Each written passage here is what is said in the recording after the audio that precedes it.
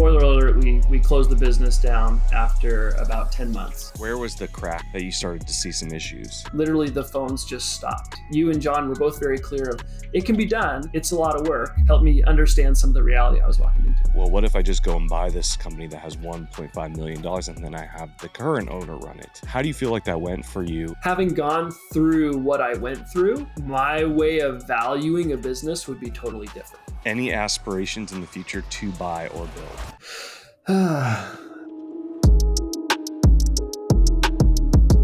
Welcome back to JackQuisitions. Today on the podcast, we have Scott Horman. Scott is a good friend. I'd say good friend, even though we haven't talked in a while. We talked a lot a few years ago. Scott came to the workshop and we hit it off, and he at the time was running Airkeepers. Scott has a very unique story in that he's going to be one of the few people on this podcast that actually built from zero. And I just want to go through your story with that. How are you doing, Scott? Doing great. Good to see you.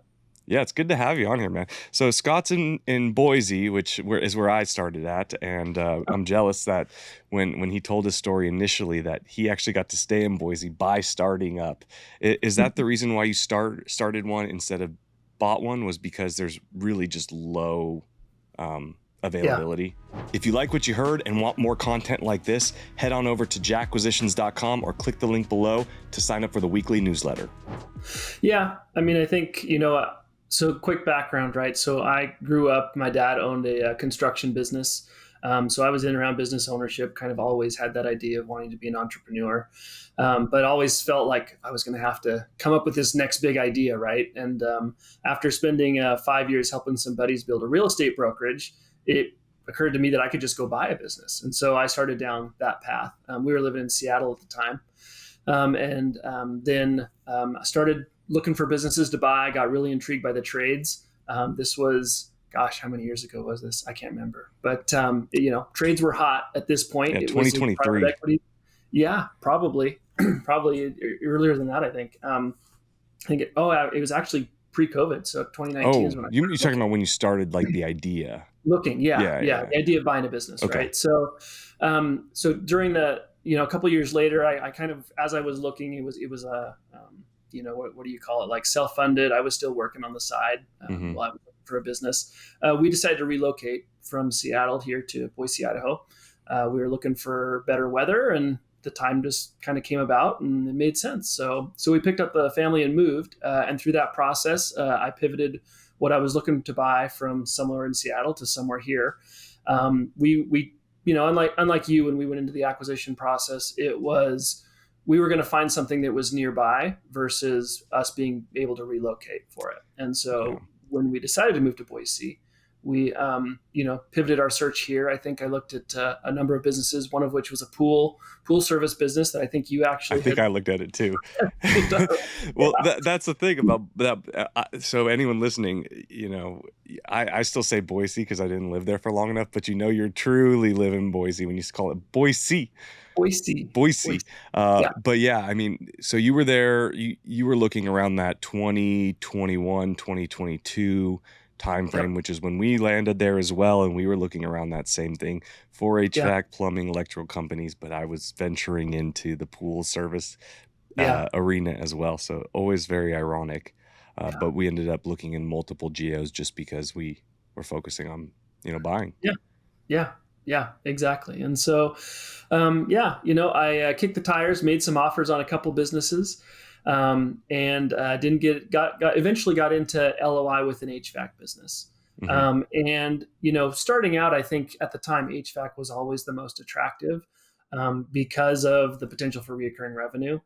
And I think, some of the other trades have tried it, but HVAC, it just made a lot more sense to me. I did not have really any HVAC experience. We had owned a furnace and we had owned an AC when we were in Washington. But other than changing the furnace, I'd never really done anything. But I'm generally a pretty handy mechanical guy. And so there was an intriguing part to being able to learn the trade. And so, so an HVAC business came up and started having some conversations with the sellers. And it was a smaller group. It was a husband and wife team. They had a team of 4 installers, primarily new construction. I think at the time I was looking at it, they were doing about 25% service and 75% was new, which not ideal, but it was a starting point. So got the business under LOI. We started into the process. Their business was just really unorganized. I mean, they did not have any accounting software, so it was like I was getting bank statements to do kind of like verification of cash and that kind of stuff. So a lot of work, but was just getting into it. I was like, this is really exciting. This is great. We were moving down the process. The lenders were not real excited about the business. And I had offered a little bit less than what they had posted it for, because I could see that the value was not, by the numbers, wasn't what they were asking. So when they accepted my offer, I kind of relied on the bankers to come in and say, hey, this isn't even worth what Scott offered you. We're only going to be able to allow this. I wanted them to be kind of the bad guy. And so we got into that process. And literally, as I was working with the bankers from the SBA side, and they're giving me this bad news of, I don't know if we can finance, what you need out of this. I think we can come in a little bit lower. The sellers came back and said, yeah, we looked at our finances and we actually need $100K more. And that was, I think the purchase price we were looking at was like $450,000, right? So an extra $100,000 was like, I don't think that makes sense. And of course I had spent a decent amount of money on, lawyers. I'd spent a decent amount of money on my accountant, all this time and energy and stuff on top of it. And I was like, what's going to happen is I'll say yes to 550. The bank will say we can't do it at that. I'm either going to spend a bunch more money and have it not go through, or they're going to walk away. So at that point, I just said, I'm out. So I left and was bummed because, the longer you get into the search, the more anxious I think you become. And so I had learned a lot about the HVAC business through that process. And so I, was at the point where I told my wife, I said, either I need to quit my job and just start searching full time, or what if we just started something? And we talked about it. And the idea was, well, if I could find a technician journeyman partner that wanted to build a business with me, like, I felt like that was the exciting opportunity. So I pivoted from the buy to build. And so I started recruiting for a technician. Again, being outside of the industry, I think there's a lot of things that I know now that I would do differently. I knew that supply houses could be a really great opportunity to connect with somebody, but I went about it the wrong way. I was talking to the guys at the front desk, and they didn't know what was going on. Yeah. It was later when I, started to like actually need to use supply houses and so forth that I realized that the guys you really want are the reps, the ones that are out working with the business owners. And if you're a searcher, in fact, I've mentioned this to a couple other searchers that have reached out to me. I said, if you can make inroads with those guys, they can open up conversations, because that's what ended up happening with me as well. So, but back to that point in time. So I put some ads on Indeed, ended up connecting with a couple people. And randomly there was one guy that, he said the right things. It was kind of random. I look at it as kind of a divine intervention, but like Indeed tends to hide all your contact info, but for some reason his phone number came through on his resume. And so I was like, oh, I'll call him. So I literally text him and call him, and we had a good conversation, and we met a couple times and started down the process. And, he said a lot of the right things. I think that we had very similar views on a lot of stuff.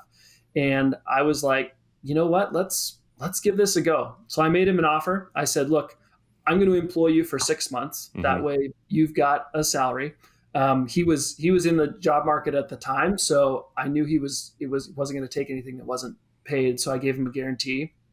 Said, I'll pay you this, and at 6 months we'll evaluate, and if it makes sense, then we can start to talk about some sort of an equity thing. Because I was really leery to take that route with somebody that was not, that I didn't really know. Yeah, of course. And so we started down that path, and it was, as we were into that path, that was in February is essentially when we decided that we would do this. And so our target launch date was April 17th. I wanted to get early in that spring season to be able to, we have the 2 seasons here in Boise. And so I wanted to kind of be up and going with tune-ups and things to get things moving in the right direction. It just so happened that I came out, for the first event that you guys held, the owned and operated event. So that was in March. And at that point, my journeyman or my partner was in the process of getting his journeyman license. He didn't have his license yet, correct? He didn't. He was licensed on the technician side, but not the journeyman. That in Boise, you need to have a journeyman on the license. I can hold the contractor's license, but I needed a journeyman to stand in. So, and come to find out later that he was much more on the sales technician side versus the technician side. So he could do a decent amount of the work, but when it got to installs were really messy. But I'll get to that. Anyway, so you and I connected, and I was like, am I a fool for trying to think I can start something? And I think that you and John were both very clear of it can be done. It's a lot of work, and not encouraging or discouraging, but very much, kind of help me understand some of the reality I was walking into, I think. Yeah, so walk us through real quick. So this is a question I actually received today from another person. I think that there's the idea out there, and I think it's showcased here, is that there's a path forward. There's kind of two paths forward, right? There is, I can go buy a business and then I can go install, pay someone a lot of money to go help and operate the day-to-day activities. And then there's the other kind of idea, which is along the vein of, hey, well, what if I just go and buy this company that has $1.5 million and then I have the current owner run it? From your viewpoint, you kind of went with that first idea there. How do you feel like that went for you? And if you could do it again, would you run it the same? Well, I don't know if we've addressed this, but spoiler alert, we closed the business down after about 10 months. And some of that was due to partner was just not partner material. And if he didn't have a stake, he wasn't willing to stick around. I got a little bit burnt out. My wife in particular was kind of burnt out. So in hindsight, for someone coming outside of the industry, again, I tend to have, probably way more confidence in myself and my ability than I should. I think a lot of us entrepreneurs do. Mm-hmm. But in hindsight, the buying and whether you plan to step in and operate more as you did, or and have the previous owner kind of like stay on in more of a mentorship role, versus I think that's probably more attainable and would be better than expecting the owner to stay on, because I think that viewpoints and how you want to run things and stuff become really difficult to navigate. And even if you're the money person, having that person that's had that experience, right? Like I think if you could find an independent operator that you had some loyalty to you, but didn't necessarily have the preconceived notion or hadn't been running the business previously, that might be an okay situation. So I guess maybe I jumped ahead a little bit here. No worries though, it happens. This is good times. So I think maybe we should step back and I think the better question is, where and when did you start to see the cracks in the business? And like what ultimately, right? There's probably burnout's a real thing, and that's probably the answer here. But where was the moment where you said, hey, this just we're done, this isn't working, we can't find installers, we can't find leads, we can't find people? Like, where was that crack, and what was the final straw? So the quick story is we launched in April, and things started out really strong. Given my background in real estate, part of my go-to-market hypothesis was, if I can inject myself when people are buying or selling a home, like, that's a really powerful opportunity. Which is a great hypothesis, by the way. Thank you. Yeah, it started to prove itself out. Yeah. Definitely, you have the home warranty challenges and so forth, but honestly, I think that if we'd stuck with it, I think that there's still a valuable opportunity there. So we started out gangbusters. I started working with a home warranty company who I was connected with some realtors that I knew in the market. And so that started to provide us a steady flow of work, which was great. And we were doing an okay job of some upsells on it. Mm-hmm. Home warranty work is not awesome in a lot of respects, right? They tend to drive pretty hard. They cut into your margins quite a bit. Yeah. But it keeps you busy. And again, when I've got a commitment to pay somebody, I need to just be bringing revenue in the door to make sure I offset. Also a good note on like a side that we generally don't touch upon, but you also had no or very low debt service, right? So you didn't have a $10,000 or $15,000 a month payment to the SBA or to the bank. You just had maybe a truck payment and a salary. So when you're looking at it from like an overhead perspective, your margins already should be giant, because even if you come in at a 50% gross margin, right, your net, I can't imagine, was 40, like my company. It was probably closer to 10, 15. If he's driving his own truck around, you have some insurance to pay, but like overall, right, your net is going to be much larger. Did you see that? Could be. I think that it was there. I think we ate into some of that by being overly kind of like aggressive with our build. So, having heard horror stories about people migrating CRMs and so forth, I convinced Service Titan to let us go out of the gate with them, right? Ooh, and so that becomes a pretty big bill that we're paying. And even with kind of their specials and so forth, like 3 or 4 months in, we're stroking a pretty big check for something like that. I could imagine. So I think that one of the learnings from a build perspective is like stay lean. Like I think that we had aspirations to grow and be big really fast, and it was a much longer road to get there than anticipated. And so the second part of my question was then what held that up? Like where was the crack that you started to see some issues? Yep. So again, business started gangbusters, and then we were on we went out to do a service for through the home warranty company for a very large realtor or real estate agent here in the Valley. And we went to her house. We serviced her 2 systems. The husband had complained about some additional condensation or something, and we kind of got a little bit distracted with trying to track down some airflow. Long story short, I get a call after we had left. I think it was 3 nights later that their system, which was in the house upstairs, had flooded and was flooding the whole kitchen. And basically what had happened was my technician had not checked the emergency shutoff valve to ensure that it was working. And so when the condensate valve didn't shut off, the system just sat there and churned and ended up flooding their upstairs, tens of thousands of dollars in damage for them and so forth. And so that was the first okay, well, how come we didn't check that? And I was actually on site with him, right? This was still, a couple of weeks in, so I'm still trying to figure out our checklists and so forth. But it was overlooked. And then we had got some feedback through some other home warranty customers that they had poor interactions with him, which I'm like, oh, okay. So all of a sudden there were a few more questions and cracks.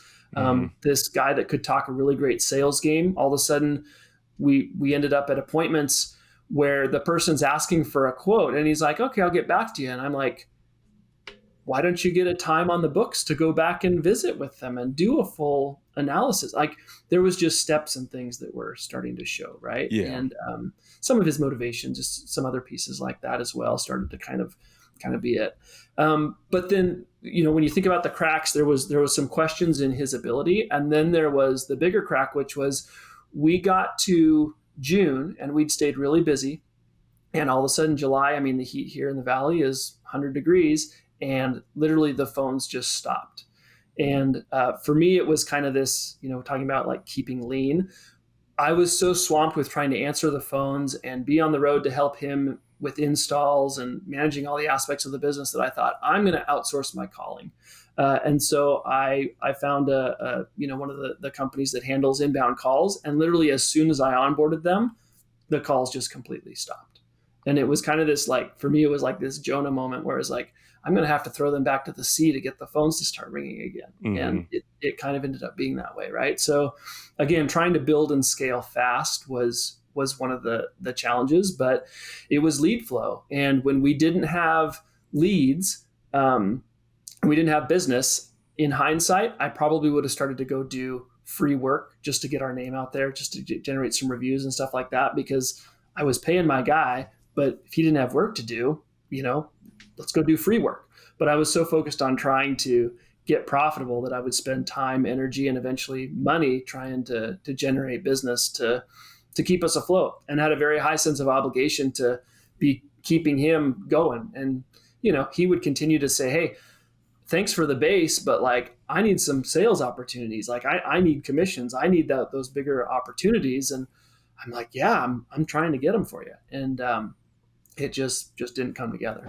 It's no secret that my office here in Nashville is almost completely empty. So how do I support my team as well as have great growth metrics? Well, the answer is international contractors with Quick Staffers. So Quick Staffers is a premier staffing agency which will place top-tier talent in your business, built by the trades for the trades. So if you need a CSR, they'll be placing a CSR that is highly trained in your business, that knows Service Titan and can book calls effectively day one, call one.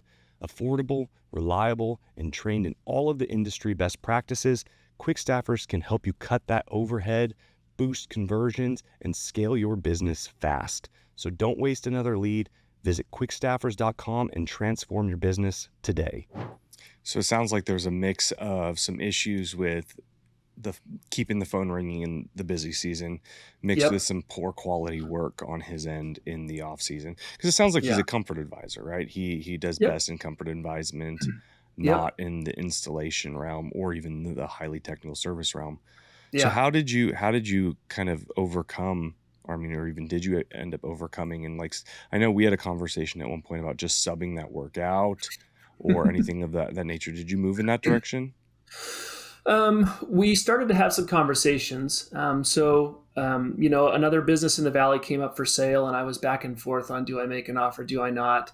Going back to the supply houses, I had made good relationships with a couple of them. And one in particular, I had said, hey, we need a mentor, somebody to kind of help, my guy along.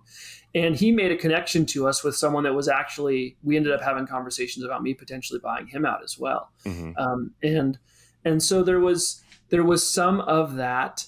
I know that I had trouble and probably never really pushed hard enough to try and find us a sub to do the work for us. I think I was a little bit more stubborn in the fact of like trying to, again, it was a marketing thing. I didn't have the work to sub out, right? I had someone to do the work. We ended up subbing for this other company for a while, which helped. It kept the doors open. It kept the guys busy. And so that ended up, being kind of a piece that like extended our runway quite a while, probably an additional 2 or 3 months than we would have done otherwise. But then, the seams really started to fall apart with my partner. And at that point it was, it didn't make sense for me to buy this other business because it was too small for just me. So. Yeah. Well, I mean, thank you. I know I've always said, I respect people that go out there and just do things because they're so, I wrote the post like 6 times on Twitter today and then I just deleted it because I was like, I sound like I'm just complaining. But, the amount of respect I have for people that go out there and actually try or do something is so large because it's hard. It is very hard no matter which way you cut it, whether you buy, whether you build. There's pros and cons to each. But you guys actually did it. You put your hat in, you tried, and you ran into a bunch of headaches, which, a lot of it sounds like it's partner related. A lot of it, early seasonal, but at least you gave it a go. And so looking back, woulda, shoulda, couldas are always, kind of a catch-22, right? Because you never know how the other way would have fallen out either. But do you look back and think, man, if I would have just bought it, would have been okay? Like what do you see? Very much. Yeah. Sorry, I'll leave you with and that. I think, I think that if I'd bought the business that I was under LOI on, I ended up reaching back out to them and they kind of like reinvigorated the business because they realized, like we've let it slip to the point where it's not worth what we need it to be. And so they're like, I think they're back up to like 4 crews last time I talked to them. And they've just kind of blown it up again. which is great. So I know that, it could have been there. I think that again, or not again, but having gone through what I went through, my way of valuing a business would be totally different. Right. Right. And you'd probably slap my hands a ton, because now knowing how much work it is, I would probably be way willing to overspend. Right. And you'd have to be the one who'd be like, Scott, no, Scott, no, Yeah. Scott, no. Right. Because I think that, when you've worked really hard to try and build something from scratch, and again, we had headwinds. There was a lot that, we could have done differently and could have done better. And I think that it still could have been a success, probably with some different people involved. But I think that, again, the rosy side of the glass, is that what it is? Glass? I don't know. The positive side would be, or to look at the, the buy side and be like, oh, it would have solved this problem and this problem and this problem. But as you know, I'm also probably ignoring this problem and this problem. Yeah, I mean, there's always going to be a pro and a con. Like you said, the pro for me, because I mean, I'm almost the exact opposite of your story, right? Is, hey, I bought, everybody quit. Now I'm doing, like, I'm the technician. You were in the field. But what I always tout, and I said on Acquiring Minds, I say it all the time, is, or Zach, whatever Will Smith's podcast is. Yeah, but the point is I always said, at least the phones kept ringing, Scott, because I don't know my head from my ass when it came to marketing. It took me 3 years to, like, this is the first summer. So we're on our 4th summer. It's the first summer that we have more leads than we have availability. And it's taken me 4 years to get there. I'm lucky that I bought, because if I started, I would be done as well, even if I had a person, just because getting that lead flow and lead generation down is such a hard thing to do, especially just as you said, like, there's a lot of false, false olive branches as well, right? As you start to build, like, hey, you can go do sub work. And, like, yeah, technically that might work, but it's like, really, it's a crutch. Or, hey, you can do, like, this remodel job and it's a crutch. Like, the key would have been, and it always is like, you need to get really good at lead generation. Internally. And I think the other piece of that is the right lead generation for your business. Right. Because again, with one technician, I went into it, being a marketer in my background, was thinking, oh, well, we're just going to leverage Google LSA and that's going to start filling the schedule. And we launched it, and I wasn't able to book the second call, because we had something already booked. I couldn't get the person on the schedule fast enough, and we lost it. Right. All of a sudden, LSA just stopped working for us. And it was the turn on, turn off, right? Like, we weren't in either of the mindset or have the ability to service that level of work. And, that's where I think that the realtor work could have been really awesome, because particularly when it's houses selling and transacting, they've got a couple days. An inspection report comes back and they've got 3 days to respond or to do something. And so that would have allowed us to schedule out appropriately. Right. And so I think that, understanding how lead gen plays for your business. We tried jumping into some paid digital stuff, some paid Facebook, but without the reputation and without the online presence, like, it wasn't going to go anywhere. Right. And so there aren't the quick fixes necessarily. And the other aspect too, is I think I came from kind of a very big business aspect. I talked about, jumping into Service Titan after, some of the conversations we had, like being back at the event with you guys. It was great to see what John's business does and hear about what your businesses and their business were doing. But those are totally different, businesses than what I was doing. Right. And it took me a long time to make that connection of, I can't be a big business. I have to operate at a small business, scrappy level from a marketing perspective. Yeah, I think that there's a really fine line, because it's something that I went through as well. There's a really fine line around that $1 to $2 million mark. It's probably closer to $1.2 million ish, where you have to be extremely scrappy as a home service business owner, just because there is very little after you're doing reinvestment. There's very little left. And so to jump into Service Titan, yeah, well, I'm sorry to laugh, but on the start, it's a lot. Plus, I mean, I don't think that you received any of the value of Service Titan just because Yeah. essentially all you needed from 0 to 1 is a scheduling engine, which can be done on Google. Yep. Yeah. Yeah. And then payment collection, and that's about it. Which, Right. yeah, I mean, it reminds me, like we started with Razor Sync, which I don't even know how he found. Like I've never heard of anyone else using Razor Sync ever anywhere. I mean, apparently they have customers because they're still in business, but Yeah. I mean, it's just absolutely wild.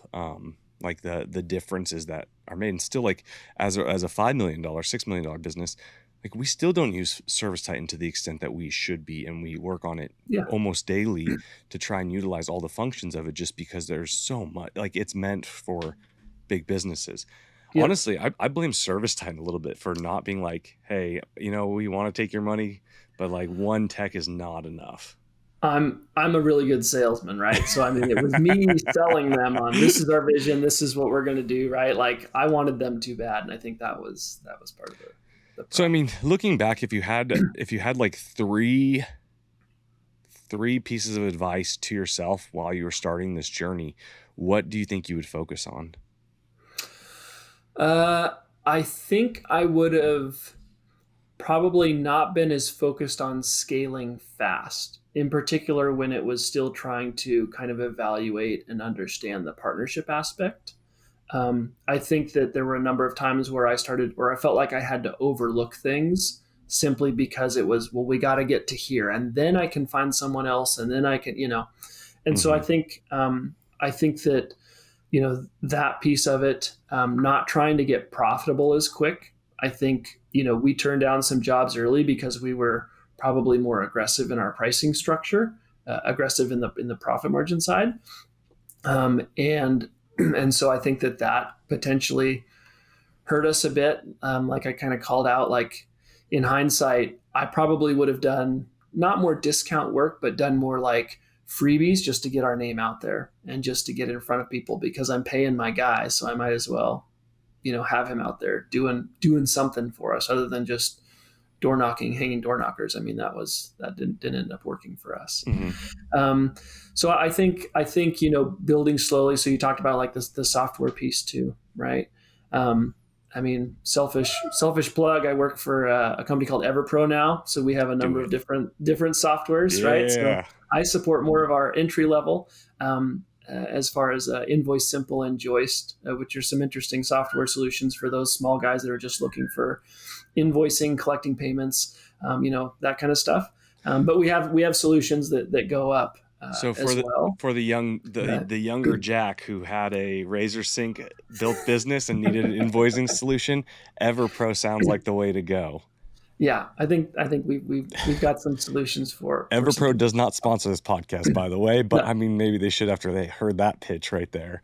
Well, they pay me now, so yeah, and that's been great too. It's been a landing spot that's allowed me to stay connected to the trades and use a lot of what I learned in helping others. So that's good. But yeah, did I hit 3? I can't remember. You had 2. Oh, okay. Let's see here. Third thing. One thing that I don't know if this is a learning or not, but I think that the value, like the industry itself, like it was full of a lot of great people that I met, from the supply side to other businesses to getting to know some other guys. I met a guy locally here who bought one of the businesses that I was kicking the tires on at one point, and he and I connected. He's still running it. Like we stay engaged.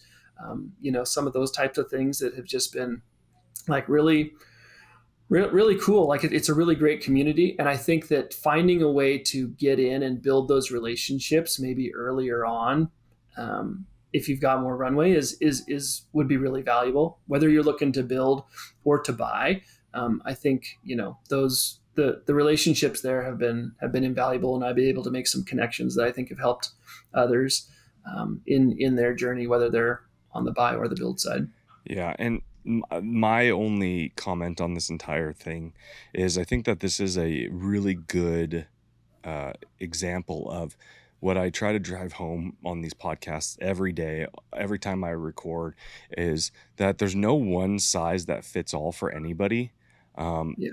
right? So I always say, like, operators, if you can operate, if you have the license and you don't need a partner, and you have been in the industry since you were 16 and you're 35 now, and you know all the distributors and everybody, like, I think that the build might be for you. You won't run into a lot of the issues that Scott did here, but with Scott's background as in marketing and in finance and being able to kind of run a really high level strategic business, you're the perfect person. I would say go buy a $5 million company already, because the value that you're going to be able to drive day one is like, hey, I built this relationship with this realtor group, and now we have 300 realtors that are coming to us for X, Y, and Z and home warranty stuff. And then now on the back end of that, okay, well, we already have the systems to do a good job for them. So they keep referring us and they keep using us.